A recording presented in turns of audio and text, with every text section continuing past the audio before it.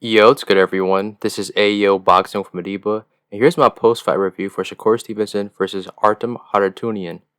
So, in arguably the most important fight in Shakur Stevenson's career, Shakur underperformed and disappointed. And it's kind of crazy to say that because Shakur dominated this entire fight. He made Artem, who was a good fighter with a difficult style, look like he didn't belong in the ring with him. You have to remember that Frank had a close fight and struggled a lot with Artem. So this should show you that Shakur is on an elite level, but Frank's fight with Artem was way more exciting and explosive than what we saw last night.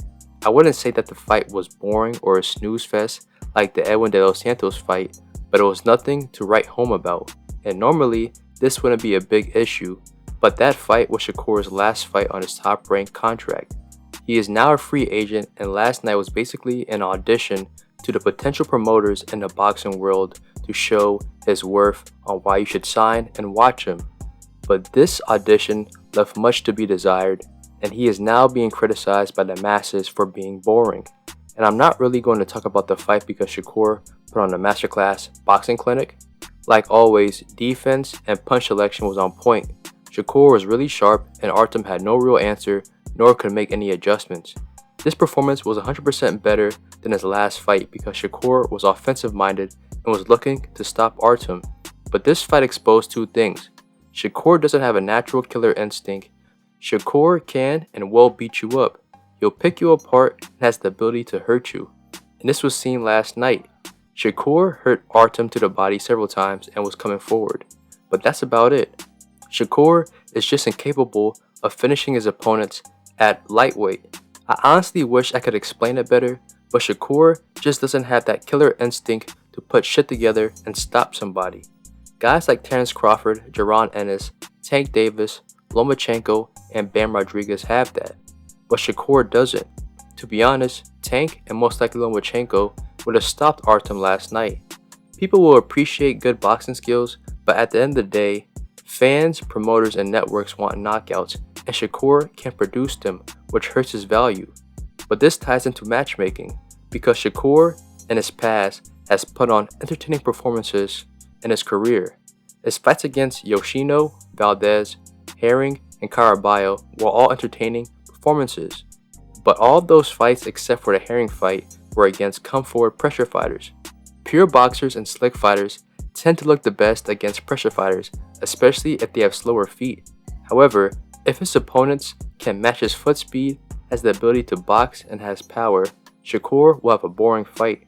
Artem was fighting off the back foot and was using lateral movement for the majority of the fight. Shakur's style isn't compatible with Artem's style, which is why that fight was boring. Things like this is why we need to stop comparing Shakur to Floyd Mayweather and Pernell Whitaker. At Shakur's age and at lightweight, both of those guys were entertaining and got knockouts while also being defensive geniuses. But that's besides the point. Shakur is getting a bunch of hate and criticism for being boring now. Every comment section is flooded with sleeping jokes. Boxers, trainers, pundits, and celebrities are calling him boring. The narrative is already set, and it will continue like this for the foreseeable future, no matter what it is. For example, a lot of people were saying that Shakur's hometown fans were booing him, but in reality, they were booing Artem. Then you have people claiming that he can't sell, despite the fact that he sold about 8,000 tickets last night, more than Teofimo Lopez, and pretty much everybody else on the top-ranked roster. However, people don't care about misinformation. Promoters and networks definitely see all the criticism, and I have no doubt in my mind that it will negatively affect Shakur's free agency value. Even Top Rank and ESPN broadcast jumped on this narrative and showed fans leaving the venue mid-fight. I thought that was messed up and petty, but it was a calculated move to devalue Shakur as a free agent. Maybe they did it because Shakur dissed Bob Arum at Top Rank leading into this fight. Shakur stating that Top Rank stalled his career and saying things like Bob should just shut up because he's not really running his own company. The real question is, where does Shakur go from here? The reason why Shakur left Top Rank is because he wasn't getting the big fights that he wanted and he felt that he deserved. He recently revealed that he turned down a $15 million 5-fight deal to re-sign with Top Rank in order to become a free agent.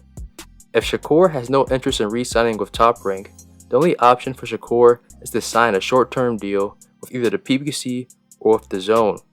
Signing with the PBC will most likely give him the opportunity to fight Tank. The only issue is the lack of dates that the PBC has. Shakur will most likely be relegated to an undercard fighter and will receive less money until he can fight Tank, which will most likely happen next year. But will Shakur's pride and ego let him do that? I'm not sure. Signing with the Zone, like getting an exclusive deal with the network rather than going through a promoter like Matchroom or Golden Boy, could also work, but it's less likely. He'll be able to fight William Zepeda, who signed a Golden Boy and is the #1 contender at lightweight in all of the belt organizations. Due to that style matchup, it will be an entertaining fight, and because of the reputation that Zepeda has gained, beating him will put Shakur on top. Even if Shakur doesn't get the network deal, I think De La Hoya and Golden Boy are now interested in making that fight, because once upon a time, they weren't. They avoided Shakur. In my opinion, I think Shakur should sign the PBC. If he can fight against a favorable style matchup as the co-main event to Tank versus Lomachenko, that will pretty much guarantee that he will fight the winner. Not only will he be exposed to his largest audience to date, but it will generate fan interest. Regardless, Shakur needs to work on his style to become more entertaining, which means taking more risk. If not, there's a possibility that he'll be shut out from getting the big fights that he wants. But who knows, this is boxing. Anything can happen. But thank you for tuning in with Ayo Boxing with Madiba. Hit like, subscribe, and more content's coming your way.